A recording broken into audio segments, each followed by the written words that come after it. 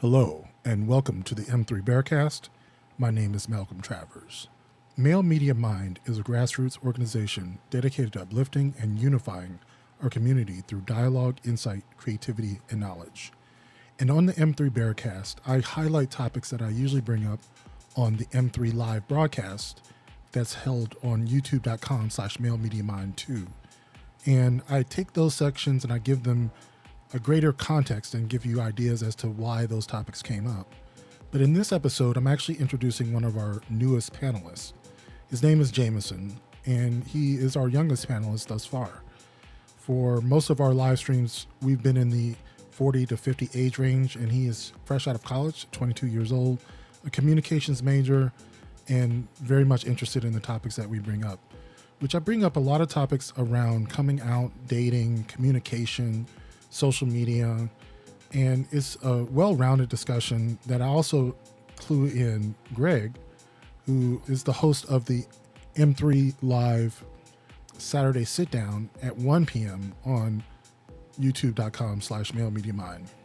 I think a lot of times when we bring up topics about younger generations, it's hard for those of us who are in our 40s and 50s to really know what's going on in the minds of younger people. And so as a attempt to be more accurate in our presentation of our topics, we're happy to have Jameson on the live streams. And in this episode, we recorded this offline to see where his mind was on a host of different issues. And we have this and the next episode, which will just be exclusive to the M3 Bearcast, but he is also a regular on the M3 live broadcast every Wednesday at 7 p.m. Eastern. All right, I will get to our conversation with Jameson, and I hope you enjoy.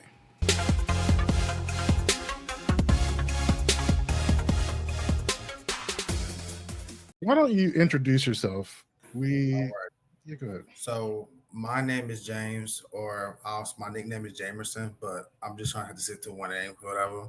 I'm 22 years old. I'm from Stone Mountain, Georgia. I live in Columbus, and what else? I'm an open book, so I can ask anything. I'm open to everything. Okay.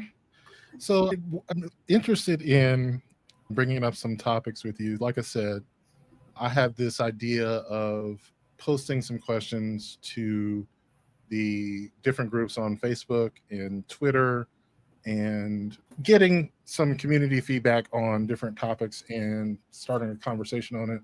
So I figure I will put one of these questions up, and I guess I'll have you read it if you would, and then get your response to it. Here we go. Okay. All right. So the question is, do you think social media gives you a real sense of community, or is it just a distraction from deeper connections? I'll say a little bit of both. So and connections are, if you're trying to build a relationship or just a friendship, social media can help out because a lot of times people might slip up and post their personal life or show their true colors. But I always strive to have that in-person intimacy, whether if it's on a, like I said, relationship status or just a platonic status. So that social media can be helpful, but at the same time, it can be a blockage trying to get to know that real person, to have that true connection with them. It's all about how you use it, because a lot of people don't use social media. I realized that people on social media but do not utilize social media, and there's people that utilize social media for good and horrible things. So it just comes Yeah. as a caution to just be careful who you like talk to, because sometimes people are just a flower on in real person, but on the internet they're the devil. Who knows? Yeah, so I get what you're saying, the idea that I think a lot of people utilize social media without actually using it, in the sense that they probably look at people on social media, but they don't actually create much content themselves. Post a selfie here or there, but they're not really engaging in any sort of back and forth online. But they might meet people or talk to people that they see online. The funny thing is, I think prior to me doing this, I probably didn't use social media much. I'm not one who shares a lot of personal information on my social media, but I try to push myself to do. And I think mainly they might have to do with the fact of I live in Albany, Georgia. It's a small town. And I think I do get the majority of my social interaction from connections that I have made on social media. Of course, it goes off social media pretty quickly if we connect. And so I think for myself, I asked this question because one of the things I was trying to do then pretty early on was to try to make some sort of community surrounding ideas and shared interests about different things and make content that could produce feedback in terms of comment threads and people can meet each other and see themselves in there without it necessarily have to be negative, because negative clapbacks and fights and shit like that is the stuff that gets the most attention online. Yeah, oh But yeah, I get it. A lot yeah, and of negativity is it thrives on it social does. media because people want to see that. People want to see, even as a, I'm not even gonna hold you. If I see somebody get 1212 on Facebook, 9 out of 10, I'm gonna have to close one eye and everything so I can just get a good view. But no, Yeah. And so I instead of people want the negative over the good, of course. yeah, I think it's a survival mechanism. Those who pay attention to negativity are more likely to avoid it in the future. And it's good to know the messiness so that where the to avoid in future conversations, if these two people were fighting, you don't bring this person up so it comes up again or whatever. Or like you said, if they're in the club drinking, oh, they should probably not be drinking together. Oh my goodness, I'm glad you mentioned that. This so sidebar. I Mm, was out yesterday and I was in more so of a I was in a wrong territory, the straight territory, mm, but I end up hanging out with people that are familiar with me. Now, this kind of goes in with why I try to hang with people around my age. okay. Kind of hard. It's hard. Somebody was passed out drunk, Yeah. and I seen like they barely can stand up. Like they're knocked out. They trying to carry him to the car. They're small people. This man, he ain't big, but needless to say, I had to carry that man over my shoulders. My back still hurts. My back hurt. Yeah, that's Handle uncomfortable. it's Yeah. oh yeah. Yeah. That's the funny thing is I had a group of friends. And the funny thing is I'll be 45 this year. And I think when I was hanging out with these group, they were in their 20s, probably early, like 20, just graduated from school, maybe 22 to 27, that age range. And we would play cards and get drunk and grill. It was very country. All these people were white too, I should have mentioned. But there was a lot of drinking. Oh my God. It was rough. And so I didn't have that situation. I wasn't carrying someone to their car because typically when we came to this house, we would sleep it off there and leave in the morning. But God, I hated it. I really did. But it was literally the only social interaction I had. Eventually, I got tired of it to the point where I just said I would rather just be at home. But it is about finding your people, and I think when I was younger, I typically hung out with people older than myself, and now that I'm that age, it's where I don't know how. I guess it's whoever. I guess I could deal, or I don't hang out with that many people regardless. So I so okay. As I come up to the scene, I went to Atlanta, Mm-hmm. and that's when I went. To, I think the first event I went to Bulldaggers when I turned 21, Yeah. and I already had friends older than me because I was on Growler. I was streaming Mm-hmm. over there, so this format I'm used to. Yeah. Not so much of the blurriness, but that's neither here nor there. I just always connected with older people. I'm not shaming people around my age, and I don't want to give off that. I don't hang with people around my age and they're immature. No, because Right. there's times where I can be immature, I can be annoying, but older gentlemen can be anybody can be old. It can be annoying and immature. Age Yeah. is not a factor that. But I just find more of my community a sense of I gravitate towards older people because I'm just that's why I fall in. Yeah. There's times where I fall in with the other side and I have a good time, but it's just gonna be like it's just a good time today and tomorrow that I'm dead to you to the world like stuff like that. Yeah. So it is man, it's also mainly because I'm in Columbus and they real cliquish down here and I had you said when you mentioned Albany, I was like, because the girls down there gay, yeah, yeah, and I don't, Yes, and I know. Yeah. So I don't Mm, have an issue with hanging with people within and without outside of my race. So that's never an issue. It just yeah, you gotta be careful because loyalty is real. I'm gonna say it like yeah, that. Sometimes people are loyal to who they are or yeah. what they stand on. So you might be, let's say I was passed out drunk. Some people which I help me out, some people leave me there and I wake up in pockets empty, shoe gone, eyebrow missing, all that. Don't know what happened. That's so true. We'll definitely have to talk about that. It'd be great to have your perspective on because most of the contributors on here are my age or older. We have a few other guys in their 30s, but I don't think anyone in their 20s actually. But all right, so let's move on to the next one. Let's see. All right. All right. So this question says, do you feel pressure to conform to traditional gender roles, even in progressive or queer spaces? I don't think for me, I always, like I say, this is just going to be the term for the year.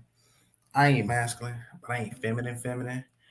I can dress down to your trade or very like masculine presenting form and Yeah, still shake ass on the dance floor. And I'll yeah, just pop my lip, all that, just my mannerisms. right. So all that being said, that I have, I do see that people can be uncomfortable in an all masculine space. Okay. Sometimes it can be uncomfortable in a setting where everyone's masculine, but macho. I really want to stick on macho Yeah, presenting, like they're, which the way it like kills me. They're trying to present like they're straight, but yeah, everyone knows that you're gay. It's seeping through your pores, and it's gonna be uncomfortable. Even on the other side, I think when you are in like a space where like people are just like more like very feminine to themselves, it can be uncomfortable to them. yeah, Where I fit in, I get in. I don't care if there's men in skirts, because sometimes they be looking good. I ain't gonna hold you. Men with wigs and all that. That's it. Ain't for me. But I'm not going here to judge. I'm just gonna love it all because that's yeah, the point of community is to accept individuality and let people do their own thing. Even if it look like they just woke up and they fell out the bed, you just have to keep it pushing, let it be, because at the end of the day go in.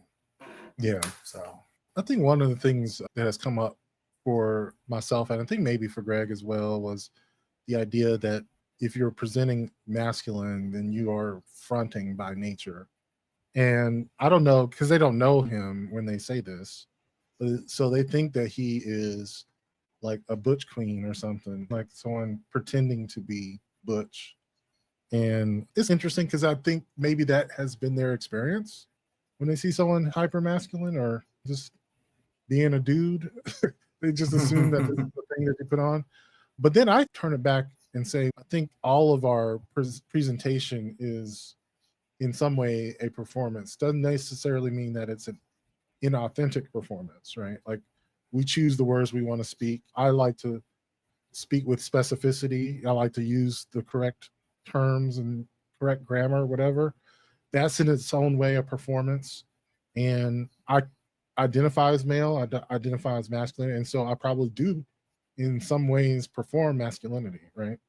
But it's not an inauthentic performance. I'm not trying to be something that I'm not. In fact, if anything, right, I'm trying to be more of who I am and letting go of the need to be something that someone else wants me to be. I think there has been times in my life where I was afraid of being more feminine, but that fear was completely unwarranted. have you ever stayed in a situationship longer than you should have just to avoid being alone? Ooh. I mean, You haven't? I have not, bro. You know that. So, James, just a background. Malcolm and I have been friends for over 20 years. So, I was like, why you even ask me that, bro? Better. No, never. As soon as I'm not getting spiritually, mentally, or physically fed, it's the problem. Yeah.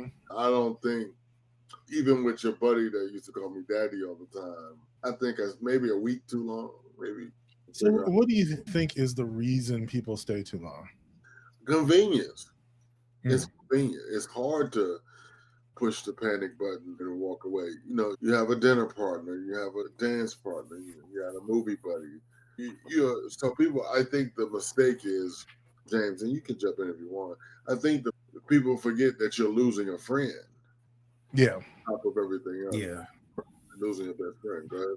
I'm going to say this is one of my darker thoughts, but I think it's hope. I remember, okay, so there's two, James, you said you're into mythology, so I'm going to talk a little mythology for you. 2 times where hope was seen as, I think, something other than what it was. The first was Pandora's box. If you remember, the myth of Pandora's box was like all the evils in the world were contained in this one box, and they were told not to open it. Pandora opens the box, and all the evil spill out of the box. But before she can close it, one thing was left inside, and that was hope. Right? Oftentimes we say, why is hope in a box full of evil things? It's because in the wrong context, hope is an evil thing. hope will have you hanging on to something that you need to be letting go of. Yeah. And you're so attached. You're so attached to it. And the other one had to do with Dante's Inferno. Now, this is it's from the poem called The Divine Comedy. It was broken into 3 parts: Paradiso, what is it? Limbo and Inferno. So it's like heaven, limbo, and hell. And as you're entering into hell, there's like a message from a God that just says, abandon all hope. And it was supposed to be like a scary thing. We took it to be scary thing, but it was a last mercy that God offers you. It's because once you enter here, hope is going to be the thing that makes you suffer the most. The human condition cannot exist without all those things. I think we have to exist with hope. We have to exist with suffrage. Suffrage, unfortunately, it does make us stronger. It does. It can. For certain, like when there is a chance, but I'm just thinking about in the terms of relationships, like holding on to a relationship where you have this unconfirmed optimism that this person can change or the situation can change. Just say you happen to be in a long distance relationship and your financial situation is such that neither of you are going to move anytime soon, but you stay in this because you're like, you mentioned relationship, and just going back to like the main question, I experienced it before. Will I do it again? Oh no. But being in a long relationship was quite difficult because I tend to get lonely. I want that physical attention. I like not even on a sexual level, but just someone to just be in my space. If you're in my space, I'm comfortable. I feel secured. And that's a lot of times I try to do that via FaceTime or sleep on the phone. And it worked out for a tad bit, but I had to end the relationship. And it was hard, but I had to be in a sense an adult about it because I didn't want to stay somewhere that I knew was going to keep, and I didn't want to hurt the other person. Now, granted, they felt some type of way. Eventually, after conversations, someone getting blocked and unblocking, we come to agreement like, you know what I'm saying? It had to be done. You're all the way in Texas. I'm in Georgia. It's not like I'm gonna walk, get in my car, do a 2-minute drive. Yeah, unlock the door. No, it's not like that. Yeah. And some people that's an adult thing. For that. I do know people that stay in those situations for years. And we have a viewer that's married to somebody in Europe and he lives in New York. Yeah, but they have regular contact. Like their trips are scheduled years in advance. Like and that's the basis of community, because stuff like that would not happen if there's no commitment, communication, and money. But that is true. Yeah, that's true. Commitment, communication, and money. Say it like that. I tried it when I am a romantic at heart, but I was a bit more romantic as a younger person. And I would be more apt to try it then. But as a 52-year-old motherfucker now, nah, I'm good. We were talking about that. Like, we could definitely use James' input on some of these because it's called the curse of knowledge. You sometimes forget what it was like not to know what you know now, or to experience what you've experienced now. That's probably that. Well, I've lost. Yeah, I mean, you're supposed to lose it. That's the point. And then in turn, it leads to stuff like anxiety. That's what we get. That's true. But I'm just thinking, like, this is the strength of being a younger person, is that you're willing to take more risks. That's what gets you into more positive and negative situations is that you're willing to put more risks in. Yeah. I would say this: jumping off the porch allowed me to see the real world and see beyond the fakeness within people. I always tell myself and I always tell other people there's always room for improvement. And so I don't know everything and I don't want to know everything. I think there'll be times where I have obstacles and I'm gonna that one brick gonna fall down. And all you have to do is get up or lay down. And I'm gonna try to get up a 10. All right. Let me see. I got another one for you. Let's see what this one is. All right.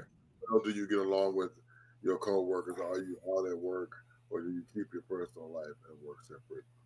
So, James, I came in asking questions because I'm an HR professional. So, what I do for a living. No, I'm not particularly out at work, but I try to keep it separate, but I don't have a problem. You know what I mean? I think that comes with this 50-year-old wisdom. If need be, yeah, you know what I mean? Of course. But generally speaking, unless it affects you. So if you got married, you would have to say, if you were partnered and your partner was sick, and you went to your boss, hey, surprise, nigga, I'm a homo. My boy's sick at the house. Not quite yet, but luckily, as time goes on, despite the regime that we're living under now, it's a little more accepted. So we don't have to live in the shadows we did before. You guys' generation. I ain't gonna say y'all got it made because you have your own separate set of issues when it comes to those issues. Yeah, I was gonna say it has to be different for a younger generation. Just thinking about, but how different? Not really. I don't know, because I was just thinking about how it blew my mind when someone noted to me that Noah's Ark was like the only totally gay black fictional story, like where the entire cast was gay and black, and that kind of blew my mind. And but for the most part, still that way for the most part. It is, and it hasn't changed in 20 years. That's the point I was trying to make. Is that came out in 2006, and they're coming out with a movie this summer or whatever. But I don't see that there's been much change in the last 20 years. Which is what's crazy though, because Noah's Ark I know a Noah's Ark. I've seen episodes, but as a YouTube junkie, that wasn't the first thing. That wasn't the first all black gay content that was shown to me. I was watching a movie. I gotta try to find it, but it was a movie that talked about the AIDS epidemic, and that's something that caught my attention. It was the one where it was like they was in like not Jamaica, but I think an African or Caribbean country, and they were just trying to live their lives as homosexuals, stuff like that. Yeah, gotcha. Yeah. I feel like sometimes you have to research the content that you want for yourself. If you want to watch all black gay content and Noah's Ark, maybe not your thing. There's YouTube, there's Netflix, there's a lot of short stories. But now we're talking about just in general, like over time. Now that stuff exists, but we're talking about just the passage of time. But yeah, as comfortable as you would be to being out. But you're right though, in the sense that I'm looking at it from a standard of network television, when we really shouldn't be looking at it that way. I was just making the point to you, Greg, maybe it was to you, that YouTube as a company is the largest network of distributing content anywhere. The second one is Netflix. And so they just surpassed Netflix as being the largest company. Of course, most YouTube things are independently streams and stuff like that. But like as far as money and revenue, more money is made from YouTube than from making produced television now. Which is, I don't know. So I'm just saying we shouldn't discount those independently made gay black content. Yeah. Check out Mr. Loverman while you're in there. Mr. Loverman? Yeah, it's about eight episodes. Okay. It explores a story of an older Jamaican man who had this lover for 25 years, but they both were married to females because they were Caribbean. Their story, I'm not going to tell you. I think I might have seen some clips on Twitter, yeah. Actually, no, I know that's real life. Yeah. Real life. It's real life, you know what I'm saying? Yeah. And it's really, you think about the things. God bless. James, I have a question. Yes, sir. What at 22? What was your coming out like? What was your coming out? Okay. Okay. Boom. I was coming home with my friend. We're gonna say friend, but that was my boyfriend. Okay, I was But about to say as in, okay. But they didn't know. My mom did not know. Now, coming home from school. I was in high school. Oh, okay. Yeah, I was in high school, and we hung out and everything. My sister caught us kissing and cuddling, so I never came out officially. I just got caught. But even before high school, it always been a question: are you gay or do you like men? Stuff like that has always questioned because of the actions I got into. It was mainly my fault, but I never really had a come out story. But I had a good one though. So when your sister got you, because my nose, I got 3 sisters, but the sister that probably would have caught me, I've never been caught. But she probably be like, so was it that? My middle sister, she's queer, so it wasn't like a big secret about the homosexual lifestyle. Even my brother on my dad's side, he's openly gay, so that wasn't an issue. It was more so like, why you didn't tell me? So so at this point, it was more like, why in the hell did you say something? It was like we knew, but like, when are you gonna come to tell us? And ever since then, I just bloomed. So you tell your mom was like she knew already, or my sisters and her boyfriend was like, my nigga, like you're shaking ass, you're switching, you're like. And today is Tuesday, my nigga. What? Like for me though, I never really had a coming out story. It was really different because I'm married, I got kids, I got grandkids. So I think my sister one day we were just having lunch, and so she was like, "You think you'll ever get married again?" I was like, "Oh, not to a woman." She was like, "What?" She was like, "Are you serious?" I was like, "Oh God, oh bitch, I'm 30, 40, whatever, however old I was at the time." And she was like, "No, I had no fucking idea." I was like, "You stupid." You know what I mean? Because no obvious attempt trying to hide the shit. You know what I'm saying? I didn't bring random dudes around my family, but I'm online, presence. I got 5,000, 10,000 homos, 20,000 all across all platforms, 25,000 homos. I often do shirtless stuff. I just say, I'm like, were you not paying attention? Now, Malcolm, what was your deal? I know this. So there's that, and I have another story. A question I was going to ask you after I tell you mine. Okay. I was maybe 15 years old, and I got into a correspondence with someone who lived in New York, and I was thinking about going to visit. And before I decided to go, I wanted to come out. What was that?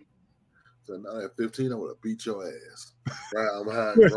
Mind you, when I was 15, I was about the same size as I am now. Like that's part of I wasn't scared of whatever. But anyway, I never ended up going, but I literally had a movie night with my mom, and I showed her like a comedy and a drama with gay characters, and then I came out to her afterwards. The movies were in and out and as good as it gets. You would use media. That is so you. That is so. What was your question? My question was about people who are clearly gay but will not come out. And this actually had to deal with my mom. A student of hers, she had been teaching him since he was 5. He just graduated with a master's degree in music. He is a professional opera singer, and he is fabulous. He is the gayest person who has ever lived. You know what I'm saying? You don't know that man's story. He could be straight, but he is still a drag queen. You know what I'm saying? If he likes pussy, he likes eating pussy with a wig on. I'm just saying he is something with a twist. And obviously, y'all don't get off there, brother. You could just be fabulous. But that's the thing. We don't care. I know. The question is, are we doing something wrong? This is the question that my mom and my mom's friend, because they're like best friends, and she sees this young man as her surrogate son, godmother. She feels like she's her godmother. I guess they are. And is why doesn't he come out to us? Like, because we just wait. We're not gonna say nothing until you're ready. We're ready for you to tell us who your boyfriend is. Because it's like, are you dating? Like the glass is clear. Maybe he doesn't feel like maybe he's so naturally himself maybe he feels like it's He does seem comfortable with himself. I'll give you that. Like he doesn't seem like he's closeted. it's one of those things. James and I, Yeah. we all just heard this from James. Sometimes it is a foregone conclusion. You know what I'm saying? Let me he doesn't seem unhappy. That's what I was telling him. I was like, he doesn't seem closeted. He doesn't seem repressed. He doesn't seem unhappy. So, and I'm sure he's gonna look at them and like, oh, I thought this is not a conversation that we should have had. I have a cousin, my first cousin. I love her. Her nickname is Hammer. Her nickname has been Hammer since she was 3. I remember being somewhere and as a little girl, she would just rip off her dress and like, I don't want to put it on. And then even as a kid, she wore overalls. She was a dude, and now of course she's, I don't know whatever title she has. I don't know, non-binary, sex over here. I don't know what the fuck they call all that shit. But it was never a coming out for her. It was just she's Hammer. Yeah. Now the odd story is her birth name is Shaniqua. Okay. And she doesn't hate her name. She doesn't hate her gender, but she was born somewhat male, and nobody ever had to ask the question, oh, are you lesbian? She never had a coming out story because even when she showed up to family functions with pretty women, we just assumed, like most of us, oh, is that your best friend? No, baby, that's not her best friend. No, they carrying around babies and strollers and shit. And I understand with me it was a little different because that could easily be my homeboy, but I wanted him, who he was at the time I was dating him, to have the respect. It's the shorty, don't respect him, you know what I mean? And I think that's important. And I think that's what the closeted relationships, you know what I mean? It's okay to be cool in that whole mask for mask thing. I get it. But it's about respect. You have to, because have I seen, being this age, have I seen the case where one homo dies and the other one has to leave the house that he helped pay for because that's your homeboy? You know what I mean? You don't think enough of the homie to fix shit up so his mama then won't come. And it's way too many people. Yeah. Luckily now, for the moment, marriage is the remedy for that.